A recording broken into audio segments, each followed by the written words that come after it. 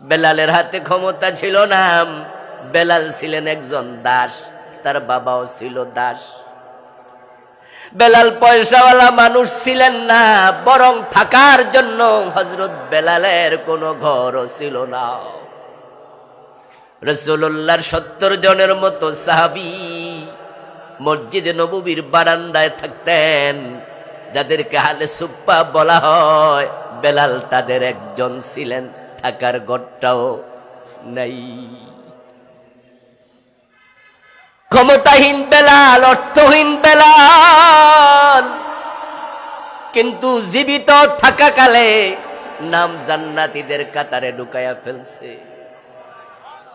নবীজি মুহাম্মদ সাল্লাল্লাহু আলাইহি ওয়াসাল্লাম মেরাজ থেকে ফিরে এসে বলেন, বেলাল, আমি মেরাজের রাতে জান্নাতে ঢুকেছি, আমার আগে আগে তোমার পায়ের শব্দ জান্নাতে শুনেছি। ও ভাইরা, হযরত বেলাল পয়সাওয়ালা নন।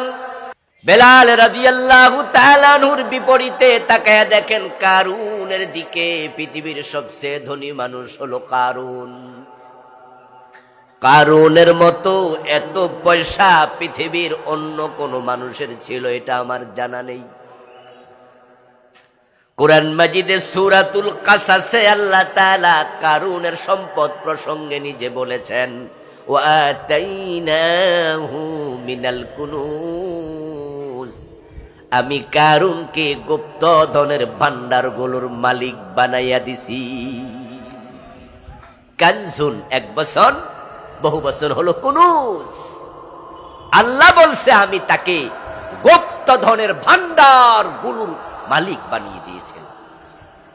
কারুন যে কি পরিমাণ ধনী ছিল, আল্লাহ তাআলা সূরাল কাসাসে পরবর্তী আয়াতে বলতেছেন, পরবর্তী অংশে, যে তার যে ধনাগার ছিল, টাকা পয়সা রাখার জন্য যে আলমিরা ছিল, বক্স ছিল, ওগুলোর চাবি, তালার চাবি বহন করার জন্য একদল লোকের প্রয়োজন ছিল। চাবির ওজনে তাদের গর্দান নুয়ে যেত, এত পরিমাণ সংখ্যক চাবি ছিল। আল্লাহ তাআলা সে কারুনকে তার সম্পদ সহ মাটির তলায় ধসাইয়া দিচ্ছে। আপনাদের কাছে আমি একটু জিজ্ঞাসা করব, দয়া করে উত্তর দিন, কারুন কি সফল না ব্যর্থ? এখানে যারা আছেন কারুনের মতো কে কে হতে চান?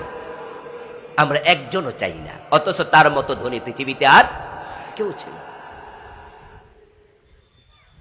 এই জন্য হযরত ওমর রাদিয়াল্লাহু তাআলা আনহু বলেছেন, মানি তাজ্জা বিমাকানিহি ফালইয়ানজুর ইলা ফিরআউন ওয়া মানি তাজ্জা বিমালিহি ফালইয়ানজুর ইলা কারুন ওয়া মানি তাজ্জা বিনাসাবিহি ফালইয়ানজুর ইলা আবি লাহাব ইন্নামাল ইজ্জাতু বিত্তাকওয়া।